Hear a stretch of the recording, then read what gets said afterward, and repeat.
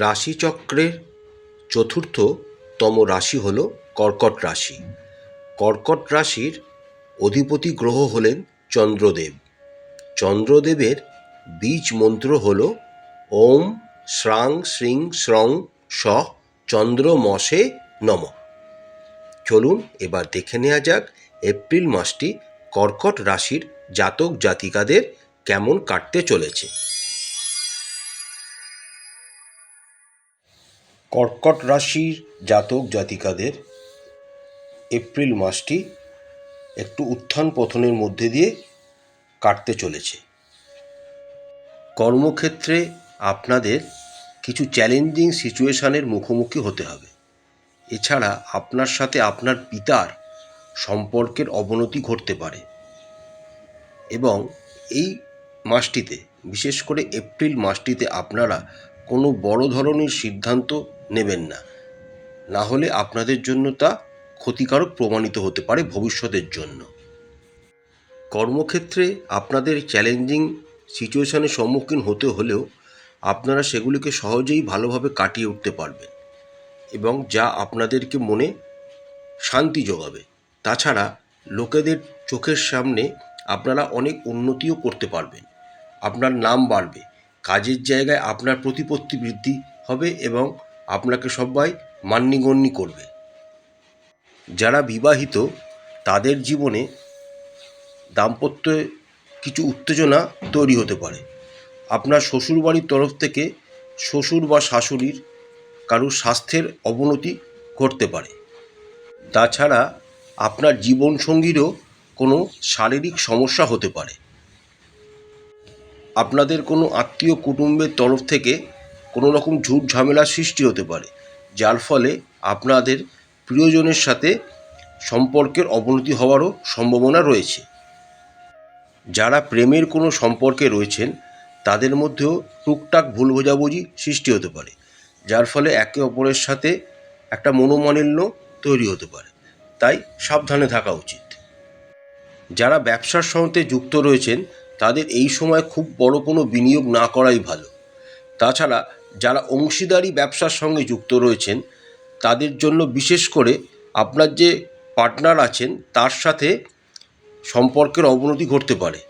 তাই সাবধানে এগোবেন এবং মানিয়ে গুছিয়ে চলবেন।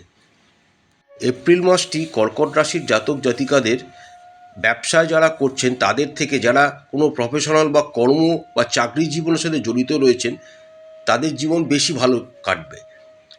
আপনাদের জীবনে হয়তো কিছু চ্যালেঞ্জিং সিচুয়েশানের সম্মুখীন আপনাদের হতে হবে, কিন্তু আপনারা কঠোর পরিশ্রম এবং বুদ্ধিমত্তার সাথে সেগুলিকে অতিক্রম করবেন।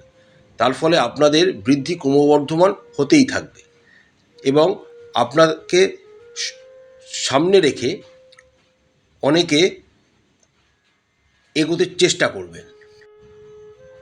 শিক্ষার্থীদের জন্য কর্কট রাশি জাতক জাতিকারা যারা রয়েছেন তাদের খুব ভালো কাটতে চলেছে, কারণ চতুর্থ গৃহে আপনাদের বৃহস্পতি ও বুধের সম্পূর্ণ দৃষ্টি থাকার জন্য আপনারা খুব ভালো এবং ইতিবাচক ফল আশা করতে পারেন। কিন্তু যখন মঙ্গল আপনাদের অষ্টম ঘর থেকে নবম ঘরে ট্রানজিট করে যাবেন তখন থেকে আপনাদের পড়াশুনোর মধ্যে বাধা বিপত্তির সৃষ্টি হবে। তাই এই সময়টুকু সাবধানে অতিবাহিত করবেন।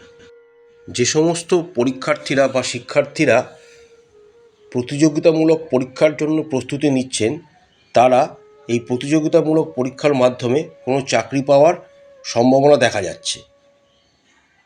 কর্কট রাশির জাতক জাতিকাদের পারিবারিক জীবনটি এপ্রিল মাসে খুব ভালো কাটতে চলেছে। এপ্রিল মাসটি কর্কট রাশির জাতক জাতিকাদের মাতৃস্থানটি খুব শুভ হতে চলেছে। আপনাদের মায়ের স্বাস্থ্যের উন্নতি হবে।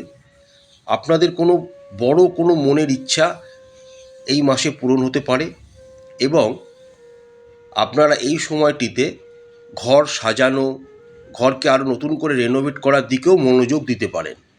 পারিবারিক ঝামেলা যদি টুকটাক কিছু থেকেও থাকে তাহলে মাস গড়াবার সাথে সাথে মাসের দ্বিতীয়ার্ধে সেই সমস্যাগুলির সমাধান খুব সহজেই হয়ে যাবে। এবার দেখে নেওয়া যাক কর্কট রাশির জাতক জাতিকাদের শারীরিক দিকটি। প্রথমেই বলা উচিত যে এপ্রিল মাসটিতে আপনারা যারা ড্রাইভ করেন, সে 2 হুইলার বলুন বা 4 হুইলার বলুন, তারা খুব সাবধানে গাড়ি চালাবেন, কারণ একটি অ্যাক্সিডেন্টাল কোনো দুর্ঘটনার যোগ কিন্তু দেখা যাচ্ছে। এছাড়া কর্কট রাশির জাতক জাতিকাদের যদি আগে থেকে কোনো রোগ থেকে থাকে, তাহলে তার জন্য অবশ্যই ডাক্তারি পরামর্শ নেবেন, তাকে বাড়তে দেবেন না।